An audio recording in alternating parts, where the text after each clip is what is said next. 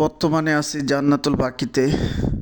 হাজার হাজার কবর, ওই যে পাথরের মতো দেখা যাচ্ছে, এইগুলো সব কবর।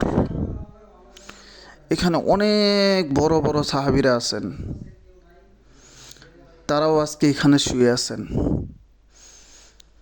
একবার ভেবে দেখেন তো, এই যে আমরা দুনিয়া নিয়ে অহংকার করতেছি, আমরা কি ভাই মরবো না? আমরা কি কবরে যাব না? আমাদের কি যেতে হবে না? আমাদেরকেও যেতে হবে।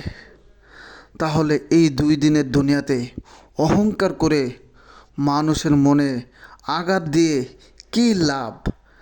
দিন শেষে আমাদেরকেও ওই কবরে শুয়ে থাকতে হবে। সব কিছু ছেড়ে আমার কবরে আমাকেই যেতে হবে। আমার কবরে কিন্তু কেউ যাবে না। এখনও সময় আছে, আসেন আমরা আল্লাহর পথে চলি।